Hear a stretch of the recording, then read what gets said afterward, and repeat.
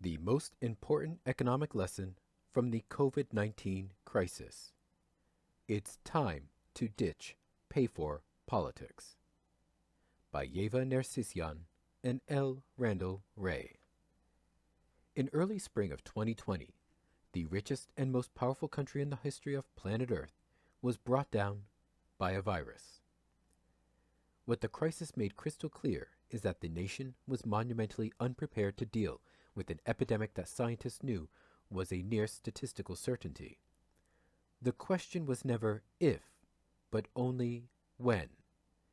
And when hit by a global pandemic, the U.S. healthcare system, which accounted for 17% of the nation's spending in 2018, compared to an OECD average of 8.8%, was unable to either slow its spread or to deal with its consequences. There were 30 cases of the disease in the United States on March 1st. By the end of April, that had exploded to nearly 1 million confirmed cases and over 50,000 deaths.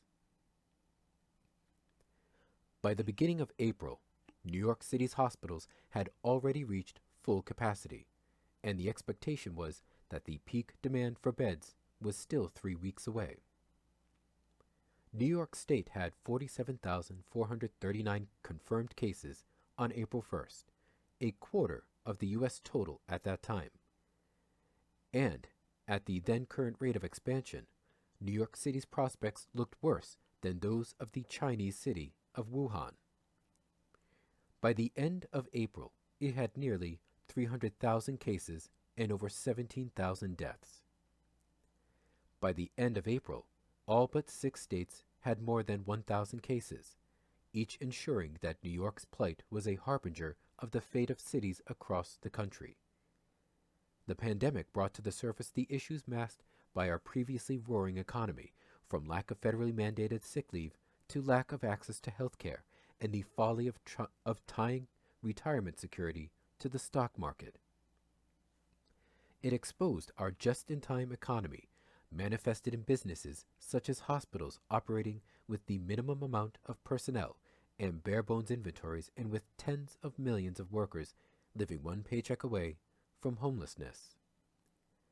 A failure of global supply chains threw the system into disarray, as hospitals are struggling to procure protective equipment, just as the shutdown of the economy threatens to leave workers without food and shelter. The crisis also exposed the hypocrisy of deficit hawks and supply-siders. Suddenly, the U.S. government could spare $2 trillion for companies big and small, as well as for helicopter drops of cash for the rest of us. Suddenly, the government is not the problem, but the solution. Leave it to the notorious supply-sider Larry Kudlow, director of the United States National Economic Council, and a Republican administration to preside over the largest peacetime spending bill in history, in reaction to a monumental failure by our government to prepare for the calamity that had long been predicted. From the beginning of the epidemic, the Trump administration declined to ramp up federal government involvement, preferring to rely on the market system. President Donald Trump suggested that American entrepreneurs ought to profit from the disaster, even as the nation's governors begged the administration to take a leading role. He deferred to a highly decentralized response to a national disaster, arguing, implausibly, that large parts of the nation would somehow escape. With medical supplies in short supply, the states started bidding against each other, driving the prices even higher. Early February, congressional offers of emergency funding were declined by administration officials. Weeks of broken promises to provide simple testing kits in sufficient quantities to assess the virus's spread ensued.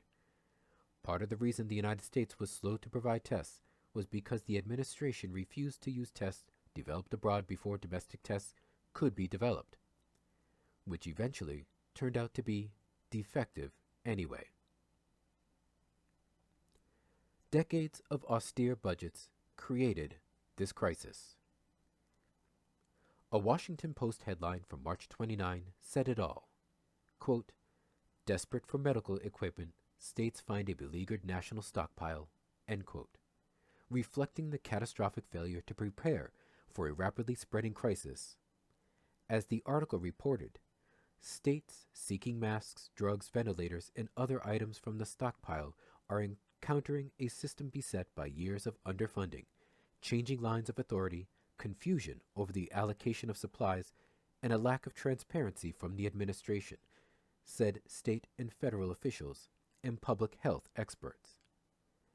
The problem with our healthcare system extends well beyond the dearth of medical supplies, hospital beds, and caregivers to a payment system that relies far too heavily on for-profit private insurance. Even those with coverage fear seeking help because of the uncertainty of coverage, high deductibles, and out-of-pocket costs. And despite Obamacare, over 27.5 million people had no health insurance in 2018. The number of uninsured is sure to skyrocket as workers lose their jobs and health insurers drop coverage in the crisis. Those insurers are making out like bandits as almost all medical procedures unrelated to the coronavirus are being postponed, and they are pushing costs associated with the virus onto patients. They've already discussed steep insurance rate hikes next year. This pandemic was not the first time the government botched the response to a crisis. On a more localized scale, the nation's lack of preparation for disaster had already been exposed numerous times by Hurricanes Katrina 2005 and Maria 2017, by tornadoes in Tuscaloosa, Alabama, April 2011, and Joplin, Missouri, May 2011, and the Yarnell Hill Fire 2013, Cedar Fire 2008, and Camp Fire 2018. In every case, these disasters were foreseen and not only caused death and destruction, but also wreaked economic havoc that took years to overcome. In the case of these natural disasters, the economic destruction was localized and largely borne by those least able to do so. In the case of the coronavirus, the economic effects have already been felt across the entire nation, and it is going to get much worse. But how could the country that became the arsenal of democracy during World War II in a matter of a few short years be so unprepared to deal with unforeseen disasters, big or small? The answer lies in the rise of the twin ideologies of free markets and balanced budget conservatism. It started with Reaganomics in the 1980s, but has since become the dominant approach to the economy espoused by both political parties. Over the past few decades, we have witnessed the gradual dismantling of government institutions put in place during the New Deal and soon after World War II to control unfettered capitalism. While some of the destruction of public institutions has been explicit, such as the deregulation of finance and cuts to government programs, for example, the welfare reform of 1996. A lot of it has taken the form of underfunding programs to support the claim that government programs don't work. For example, the Veterans Administration. The neoliberal balanced budget conservatism that created this disaster. For generations, Americans have been told that our government doesn't have the money to pay for public services, provide health care, invest in our infrastructure, or provide income for seniors and low-income families. Just like a household, we are told the government must balance its budget or else risk running up inflation and high levels of debt, and ultimately bankrupting our nation. We are at the mercy of bond markets and our biggest creditor, China, for our continued ability to borrow and keep the government open. Republicans never really believe it, as evidenced by a long stream of targeted tax cuts, courtesy of Presidents Ronald Reagan through George W. Bush to Donald Trump. Each gave lip service to the Laffer curve, which is supposed to show that tax cuts for the rich will goose growth and increase tax revenues, just as jobs trickle down to the poor. But there's no evidence that any of their tax cuts did that. Indeed, inequality continued to grow on trend, and the tax cuts never paid for themselves. The Republican anti-deficit stance is based purely on a desire to constrain government, what they call a starve the beast strategy. Cut taxes to increase deficits that can then be used as justification for cutting social spending. Paradoxically, Democrats, supposedly the Keynesian party, are the true believers of fiscal austerity. When they are in power, they really do aim for smaller deficits and insist on pay-fors to offset any desirable proposals to help average folk. The original pay-go, pay-as-you-go legislation enacted as part of the Omnibus Budget Reconciliation Act of 1990 required that legislation be paid for, either through tax increases or cuts to other spending. Otherwise, it would trigger a sequestration, a process of across-the-board cuts in most government programs. It expired in 2002, but was renewed in 2010 by President Barack Obama, with the support of the majority of Democrats. While some Democrats see pay-go as a way to prevent Republicans from cutting taxes without paying for them, in reality it never prevented unfunded tax cuts, with Trump's recent tax cuts for the rich the latest example. Even some progressive economists maintain that spending has to be paid for. They resist the call for a payroll tax holiday out of the fear it will bankrupt Social Security. They insist on tying popular progressive policies to new taxes on the rich or on financial transactions. They believe that while deficits may be necessary in times of crises or emergencies and low interest rates, it is irresponsible to run up federal government debt. Even in the case of the Green New Deal, something that is literally critical to human survival. Some progressive economists have insisted on pay-fors, as, for example, Robert Poland does in his 2019 American Prospect article, Robert Poland, How Do We Pay for a Zero Emissions Economy? The MMT approach to living within our means. These economists are wrong. Government spending doesn't have to be paid for in the same way that households must finance their spending, as modern monetary theory, MMT, has long explained. MMT, a macroeconomic theory which has risen to prominence since the global financial crisis, holds that this difference between households and the sovereign issuer of the currency holds true in times of crises and also in normal times, regardless of the level of interest rates and existing levels of outstanding government bonds, that is, national debt. The sovereign can never run out of finance. Period. MMT has been thrust into the limelight with the response to the pandemic.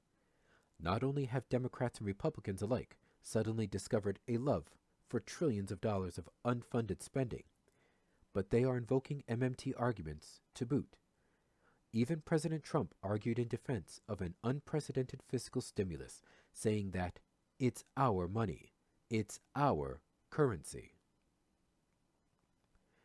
As they say, in the foxhole, there are no atheists.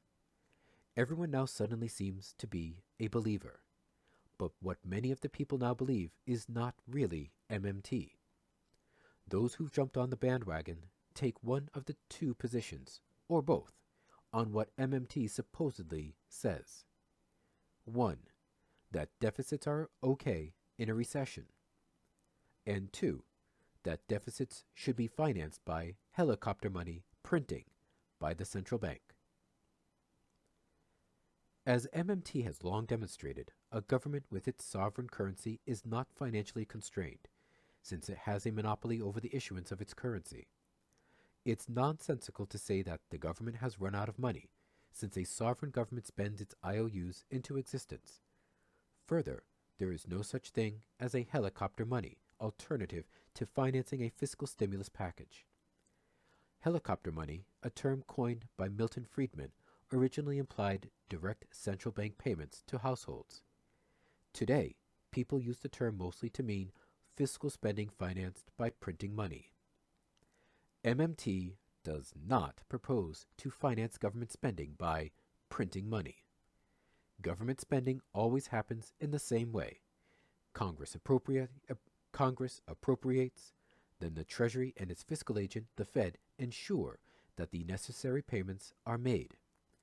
This involves the Fed crediting bank reserve accounts at the Fed and banks crediting the demand deposits of recipients of Treasury spending. Tax payments, on the other hand, lead to debts to both checking accounts and bank reserve accounts at the Fed. A deficit implies a net credit to both checking and reserve accounts, while bond sales simply convert these into government bonds, that is, savings accounts, at the Fed.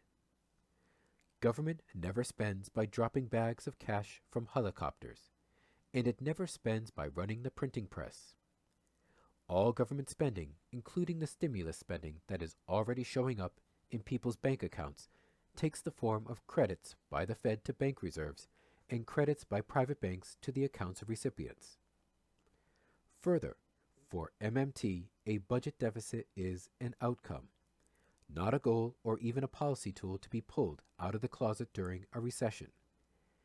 Government should formulate its budget to pursue the public purpose: rising living standards, greening for sustainability, accessible health care for all, a social safety net for those who need it, and a job guarantee program to ensure that anyone who wants to work can find a good one at a living wage. Most progressives also advocate for a strongly countercyclical role for spending, rising in bad times, falling in good, and MMT agrees and, indeed, sees the job guarantee as an essential component of that. Tax policy should also be set to achieve the public purpose: to promote equity and fairness. This means imposing progressive taxes, to incentivizing behavior, promote the good, punish the bad, and to prevent inflation. The last one also plays a cyclical role. Taxes should rise in robust expansions to dampen demand and fall in recessions to reduce fiscal drag. If spending is countercyclical, moving in the opposite direction of the business cycle, and taxing is pro-cyclical, moving in the direction of the business cycle to stabilize the economy, this does mean that the government's budget will be strongly counter-cyclical, moving toward surplus in expansions and toward deficit in recessions. This is desired by Keynesians and MMTers alike. But MMT argues that there's no such thing as some special kind of deficit spending to be used in a downturn or even a crisis. Indeed, when tax law and the budget are formulated, there is no way to know what the budgetary outcome will be, whether balanced, in surplus, or in deficit. We won't know until the end of the fiscal year, and even then, it will just be a first estimate, as the outcome will depend on the performance of the economy. And the spending will already have occurred before we even know the end of the year budget balance. The only sense in which government pays for some spending is in terms of mobilizing real resources. A nation always pays for things in terms of the real output it can produce or can net import from others. When the economy is below full employment, as it certainly was even before this current crisis, government spending creates free lunches, as it utilizes resources which would otherwise be left idle. Only at full employment does a country face trade-offs for real resources. Unemployment therefore indicates that a country lives below its means, leaving real output that could be produced on the table. Full employment, the only measure that matters, means that the nation is living up to its means. The coronavirus and MMT lessons. So, what are some of the lessons we should learn so far from the coronavirus? Everyone now accepts that in a time of crisis, we throw fiscal austerity to the wind. It would be literally insane to let the economy crash and to doom millions of people to untimely death on the argument that we need pay-fors before we can attempt to counter the destruction wrought by the virus. Yet note that, if anything, the real constraints on government are actually more severe in a crisis like this than they are in normal times. Tens of millions of workers are sidelined, and millions of business are completely shuttered. Our nation's ability to supply output has taken a huge hit. Our problem right now is that we may not be able to produce enough, or import enough, given that the pandemic is global, to satisfy our needs. Our problem really is not lack of finance, but lack of the real output we desperately need: hospital beds, masks, testing kits, safe places to quarantine those who are infected, and maybe even food, shelter, and clothing to support our population. In spite of all these real constraints, government has discovered that its ability to provide financial help is unlimited. Thank goodness. In some sense, we would be relearning the forgotten lessons of World War II. The war taught us that the constraint to government spending is the availability of real output, not a lack of finance. Keynes understood it, and so did U.S. Treasury officials planning for the war.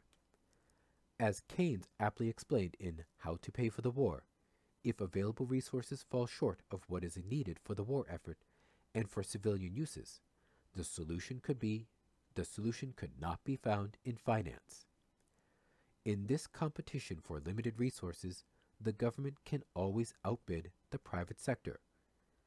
Prosecuting the war without an appropriate reduction or delay in private spending would simply cause inflation. Thus, taxation and bond sales have to be implemented with a view of reducing and delaying demand, not to raise revenue for Treasury spending. But the most important lesson we must learn is that the ability of the government to run deficits is not limited to times of crisis. We must finally accept that deficits are fine in normal times, just as we accept them to be necessary in times of crises and wars. Indeed, it was always crazy to think that in the normal times before the crisis hit, our government's ability to mobilize underutilized resources was limited by financial constraints. The real limits faced by government before the pandemic were far less constraining than the limits faced after the virus had brought a huge part of our productive capacity to a halt. If we can learn this lesson, it will allow us to replace our reactive Band-Aid approach to policymaking with a proactive use of the fiscal tools of spending and taxation with a view to their functions and the goal of ensuring full employment and other public purpose. In normal times, we must build up our supplies, our infrastructure, and institutions to be able to deal with crises, whatever form they may take. We must not let mistaken analogies of household budgets to government budgets prevent us from preparing for the next inevitable disaster. Our analysis above has important implications for policy proposals, such as the Green New Deal. Once the current crisis passes, detractors will predictably claim we can't afford the Green New Deal, as government deficits and debt will surely have increased. We must not fall into that trap again. The size of the deficits or debt does not determine the nation's fiscal space. The latter is always about real resources. Further, we can push out those real resource constraints with appropriate policies, since there is nothing natural about them. Indeed, our refusal to fully utilize our capacity, whether labor or plant and equipment, leads to a loss of capacity and productivity, thus shrinking what really matters. If we have the real capacity and know-how to implement a Green New Deal, which we do have according to the experts, then we can afford it. The affordability of the Green New Deal is about real resources, not finance. It is irrational to fear deficits more than we fear the annihilation of human civilization. Progressives have tried for decades to play the pay-for game. At best, this has yielded subpar policy outcomes, such as Obamacare. At worst, these half measures have prevented real solutions such as Medicare for all to even have a chance. Going forward, it is essential to decouple government spending and taxation and evaluate them based on their impact on the economy. Government must spend and tax with a view of achieving the public purpose rather than abiding by some imaginary fiscal constraint, some imaginary financial constraint. Disposing of the myths and acknowledging the real constraints will allow us to put our resources to work and to keep them at work, to prepare for challenges, big or small.